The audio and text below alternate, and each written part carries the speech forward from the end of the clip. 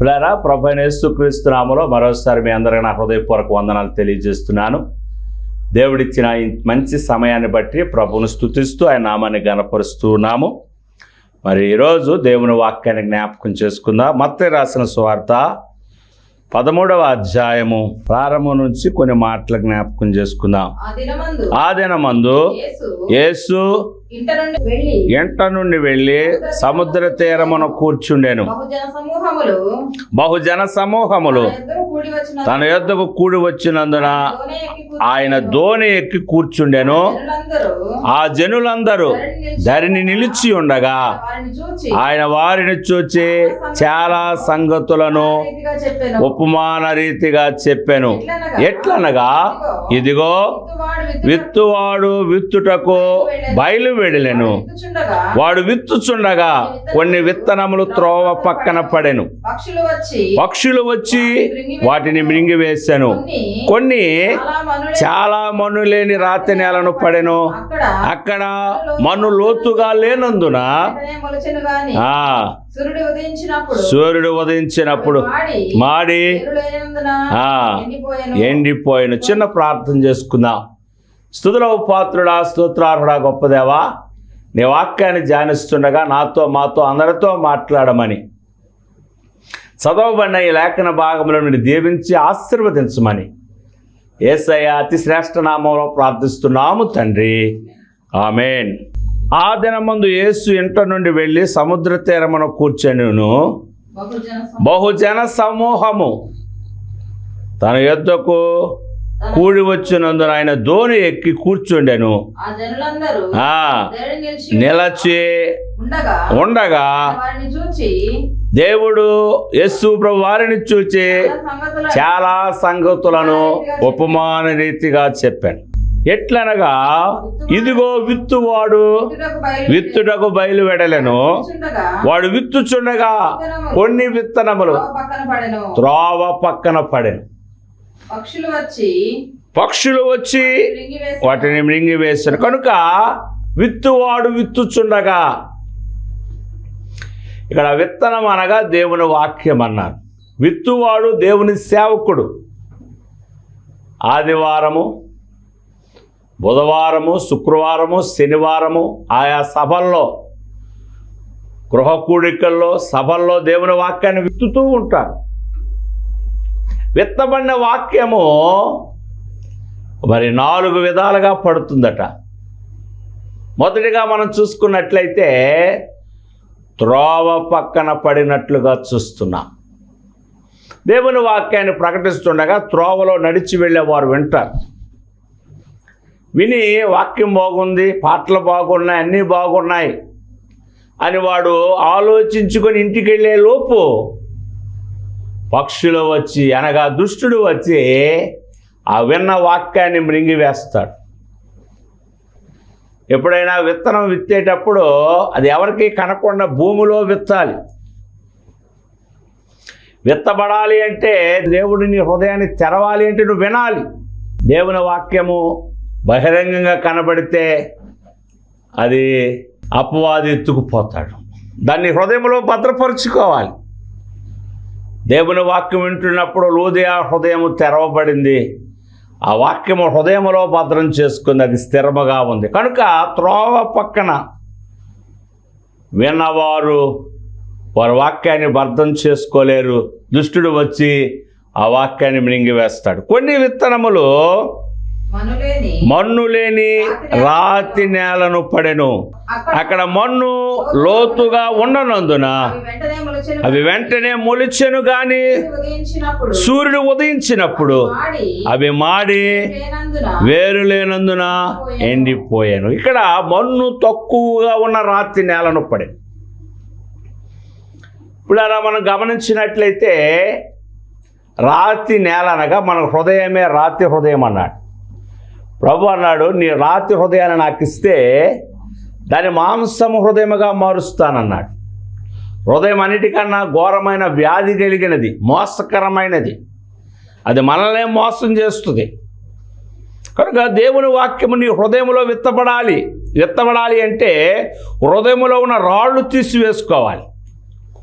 Mark రాసిన సువార్త 7వ అధ్యాయము 21వ వచనంలో చూసుకున్నట్లయితే ఇక్కడ రాళ్ళు ఏమిటో మనకు జ్ఞాపకం చేస్తున్నాడు.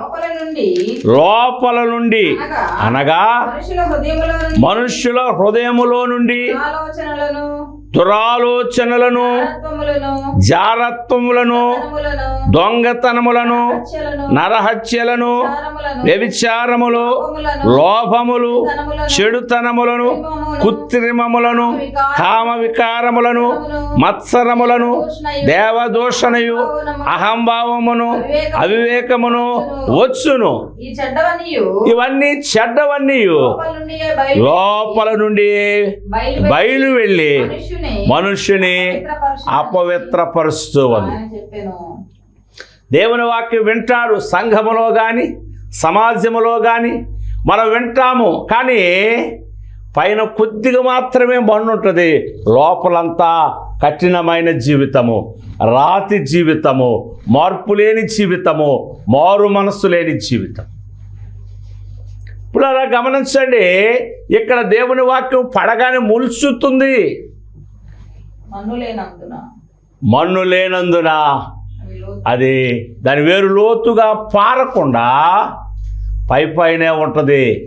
అది నీరు పొందుకోలేదు, శక్తి పొందుకోలేదు, బలం పొందుకోలేదు. కనుక సూర్యుడు ఉదయించగానే, నీతి సూర్యుడు ఉదయించగానే, ప్రభు వారి హృదయంలోనికి రాగానే ఆ శ్రమలు, ఆ బాధ, ఆ వేడి, ఆ శోధనకు తట్టుకోలేక వారు ఎండిపోతారనేది చూస్తున్నా. కనుక మనుషులను ఎండ చేసేది ఏమంటే లోపల ఉన్న ఈ చెడు పనులే.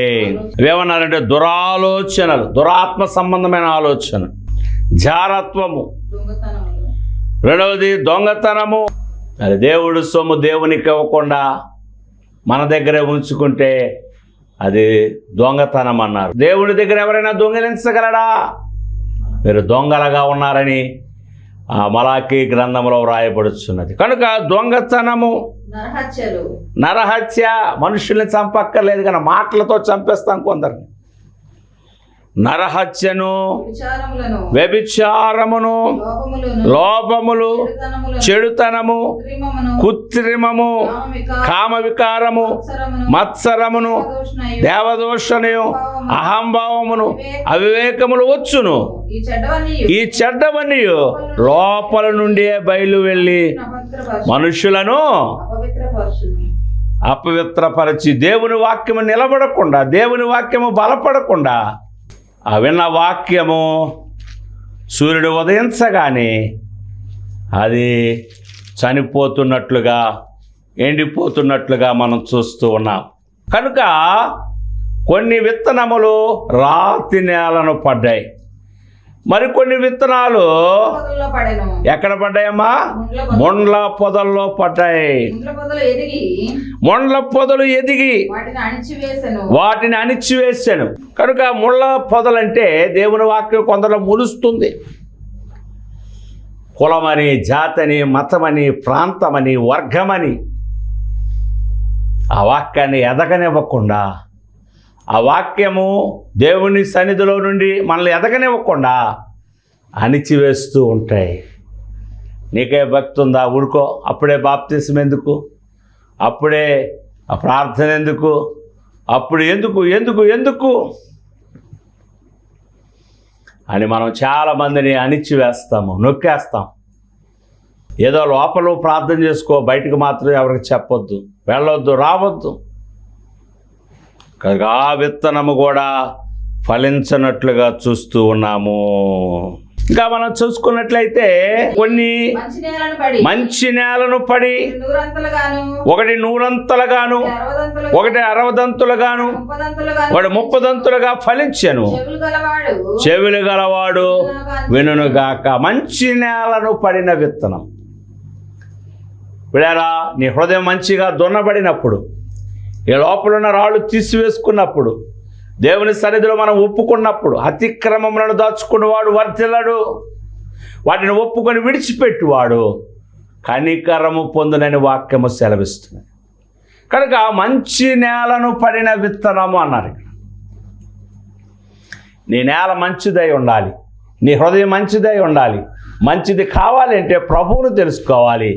ఆయన తన రక్తములో నిన్ను కడుగుతాడు, అగ్నితో కాల్చివేస్తాడు, మనలో ఉన్న చెడుగును తీసివేసి మన పరిశుద్ధులుగాను నీతిమంతులుగాను మార్చగలిగే దేవుడు ఆయన. కనుక మంచి నేలను పడిన విత్తనము దేవుని వాక్యము, అది నీ జీవితాలను నా జీవితాలను మార్చగలిగేది, ఆశీర్వదించగలిగేది, దీవించగలిగేది, అభివృద్ధిలోనికి తీసుకొచ్చేది. నువ్వు ఫలించాలి, అభివృద్ధి చెందాలన్నది దేవుని కోరిక. మనం ఫలించాలి, మంచిగా ఫలించాలి, ఫలభరితమైన జీవితాన్ని కలిగి ఉండాలి. ఇవాళ బైబిల్లో కొన్ని ఫలాలు ఉన్నాయి, ఫలించాలి. ఏమిటా ఫలాలు? మనం కనిపించిన బైబిల్లో కొన్ని ఫలాలు ఉన్నాయి, అవి బైబిల్ సంబంధమైనవి. కొన్ని తినే ఫలాలు ఉన్నాయి. మనం తినే ఫలాలు నేను చెప్తాను వినండి. దానిమ్మ ఫలము, సీతాఫలము, కమలా ఫలము, ఈ ఫలాలన్నీ తినేవి. బైబిల్లో కొన్ని ఫలాలు ఉన్నాయి. ఆత్మ ఫలము చూద్దాం. గలతీయులకు రాసిన పత్రిక 5వ అధ్యాయము 22వ వచనం చదువుకుందాం. అయితే ఆత్మ ఫలమేమనగా ప్రేమ, సంతోషము, సమాధానము, దీర్ఘశాంతము, దయాళత్వము, మంచితనము, విశ్వాసము, సాత్వికము, ఆశ. కనుక ఆత్మ ఫలములు కాదు, ఇది ఆత్మ ఫలమేమనగా ఇందులో 9 గుణాలు ఉన్నాయి. ఈ 9 గుణాలను పెద్దలు 3 భాగాలు, 3 3 9. మొదటి 9 నీలో నాలో ఉండాలి. ఏముండాలి? ప్రేమ, సంతోషము, సమాధానము నీలో నాలో ఉండాలి. మరి 3 దీర్ఘశాంతము, దయాళత్వము, మంచితనము ఇతరుల ఎడల మనము చూపించాలి. విశ్వాసము, సాత్వికము, ఆశా నిగ్రహము మనము దేవుని ఎడల కనపరచాలి. ఈ 9 గుణములు నీలో నాలో ఉన్నట్లయితే మనలో ఆత్మఫలము ఉన్నట్లే. రెండవ ఫలము మనం చూసుకున్నట్లయితే ఎఫెసీయులకు రాసిన పత్రిక 5వ అధ్యాయము 9వ వచనం చదువుకుందాం. వెలుగు ఫలము సమస్త విధములైన మంచితనము, సత్యమును వాటిలో కనబడు. ఇక్కడ ఫలం కనబడుతుంది. వెలుగు ఫలము సమస్త విధములైన. ఇంతకుముందు నేను ఆల్రెడీ చెప్పిన మాటే, ఇంటికి దీపము ఇల్లాలు, లోకమునకు దీపము దేవుడు.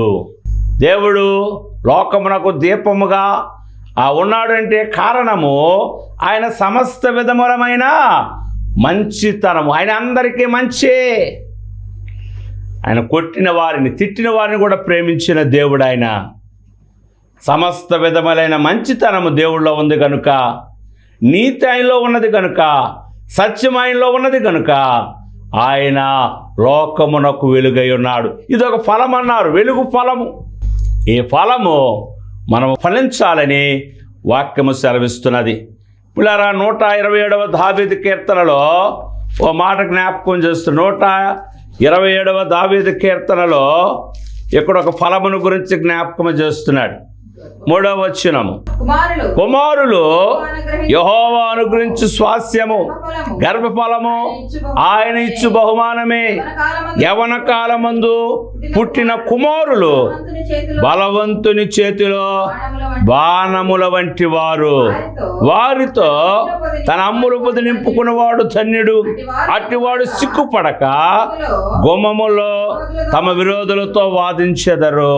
కుమారులు యెహోవా అనుగ్రహించు స్వాస్యము, గర్భఫలము, ఆత్మఫలము, వెలుగు ఫలము, గర్భఫలము యెహోవా ఇచ్చు బహుమానమే.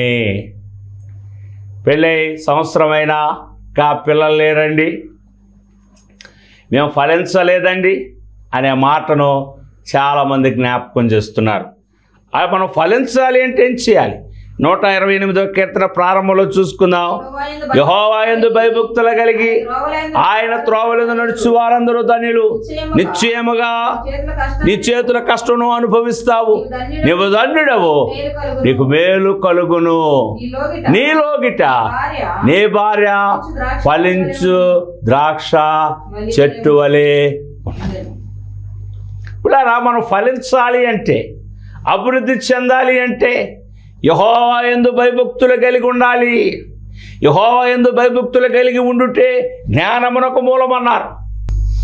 కనుక ఇక్కడ మనం గమనించినట్లయితే యెహోవా యందు భయభక్తులు గలవారు ఎలాగో ఆశీర్వదించబడతారు. నీలోగిట నీ భార్య ఫలించు ద్రాక్ష చెట్టు వలె ఉంటుంది. ఒకవేళ నువ్వు ఫలభరితమైన జీవితాన్ని కలిగి లేవంటే బహుశా నీవు నేను యెహోవా యందు భయభక్తులు కలిగి లేమేమో. ఒకసారి పరిశీలన చేసుకుందాం, పరీక్షించుకుందాం.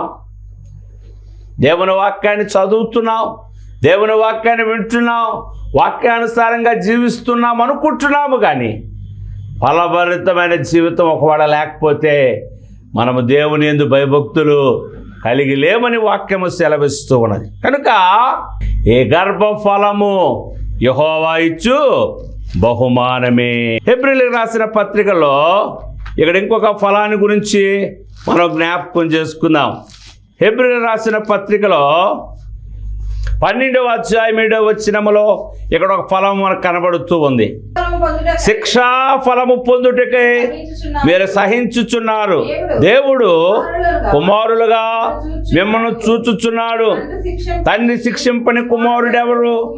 కుమారులైన వారందరూ శిక్షలో పాలు పొందుచున్నారు. పొందని ఎడల దుర్జనులే గాని కుమారులు కారు. శిక్షా ఫలము. ఒకసారి దేవుడు మనల్ని శిక్షిస్తాడు. ఆయన శిక్షించి మళ్ళీ బాగు చేస్తాడు. ఆయన ఒక్కోసారి గాయము చేస్తాడు, తర్వాత మాన్పుతాడు. ఆయనే గాయము చేస్తాడు, ఆయనే స్వస్థపరిచే దేవుడు. దేవుడు నాశనం చేసేవాడు కాదు. ఒక్కోసారి దేవుని మాట వినకపోతే, లేక దేవుడు ఒక ఉన్నతమైన స్థానాన్ని నీకు నాకు ఇవ్వాలనుకుంటే నిన్ను నన్ను ఒక్కోసారి ఆయన శిక్షిస్తాడు.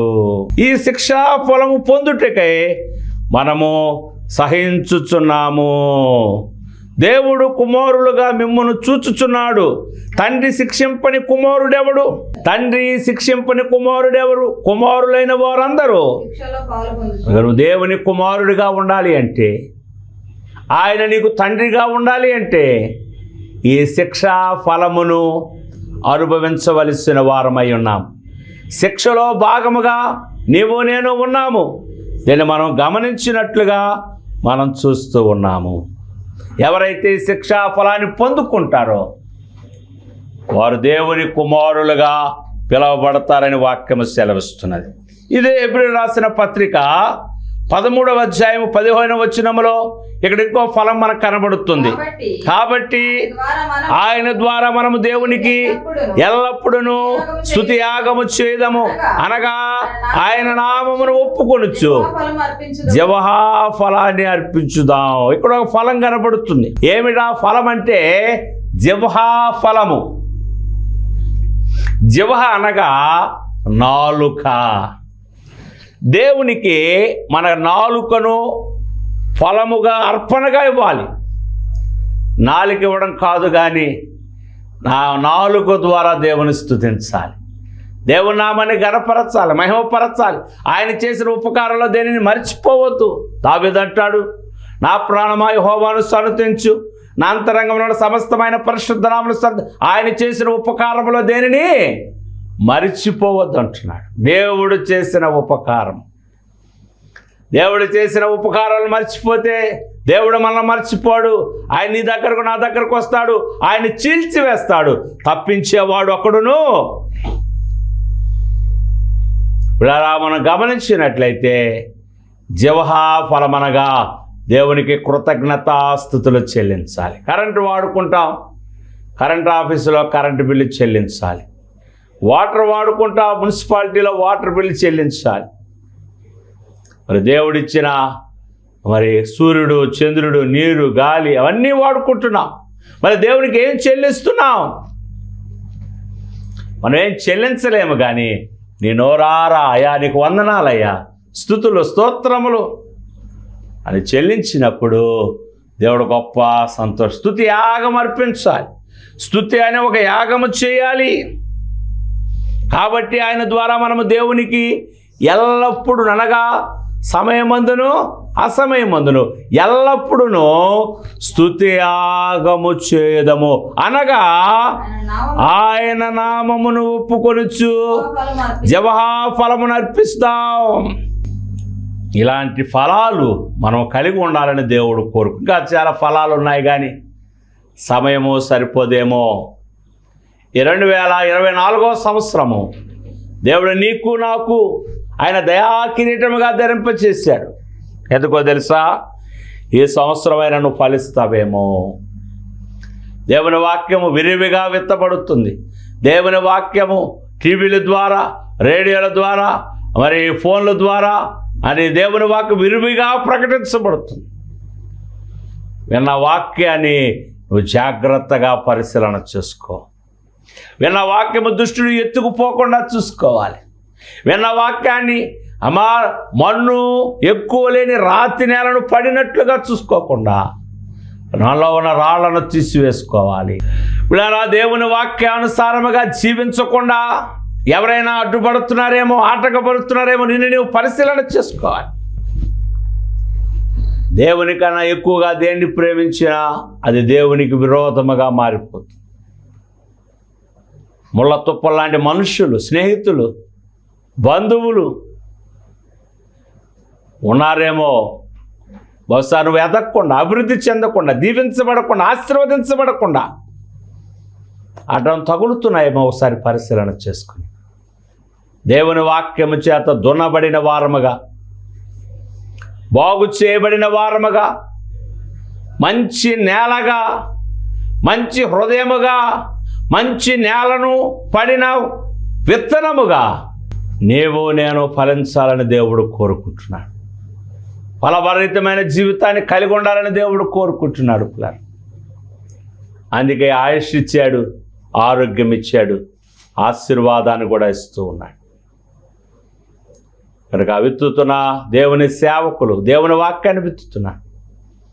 ఆ వాక్యాన్ని మనం జాగ్రత్తగా పరిశీలించవలసిన వారముగా ఉన్నాము. ప్రభు త్వరగా రాబోతున్నాడు.